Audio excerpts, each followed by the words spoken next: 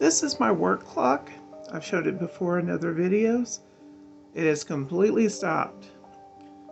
Now, I'm going to try this with one hand to see if I can show how to wind it and how to tell which way to wind it. So I'm going to open the glass part, the bezel, and I keep the key in here in the bottom part where the pendulum is. So I'm going to fit the key in there. Now, I've got a lot of clocks, so sometimes I can't remember which way I need to wind it. That's the proper way. But I know it's wound down because it stopped. So, okay, so it goes that way. Now, if I did it the other way, it won't go. So don't force it.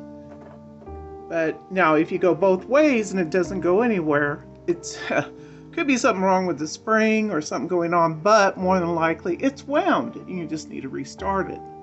And if it's stopping, there's another reason for it, and that's where to get help to find out what it is. So we keep just turning it,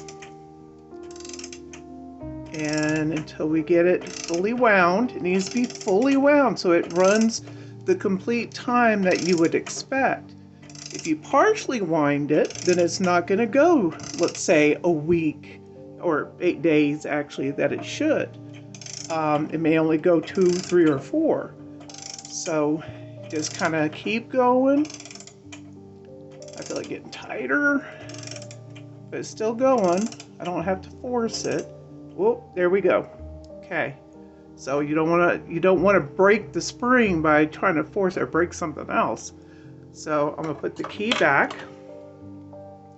and I need to set the time. With this, it doesn't chime, it doesn't strike. It's really easy to set.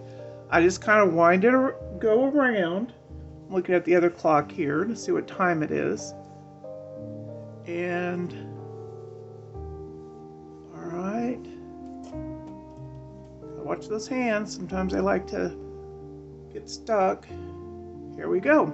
Now, if you have a clock that chimes or strikes, then you need to go through, need to stop, let it do its chime or its strike before you go forward. If you go too fast, it can kind of mess up the strike, mess up, when it should chime and everything. So you kind of just go, it's just slower to do. Now, some clocks, I've got one at home that once I wind it and I can set the time, and then if it is something that I need to catch up with the chimes or the strike, it's got a little wire that I can push on to kind of get it reset, with that.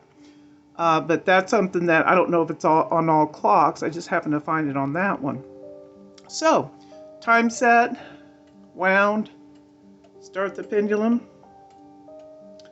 and make sure it's a nice tick-tock sound about the same. You want them the same. One sounds louder or one sounds weaker. It could be out of beat. If that happens, it's going to stop eventually. What I've done, because wall clocks, when you wind them, they can move on the wall. But what I've done with this particular one is I put push pins on either side, because this is where it's at its happiest, right here. And I got to be careful when I wind it. If one of those push pins loosens, I need to reset it and then stick it back in as my guide.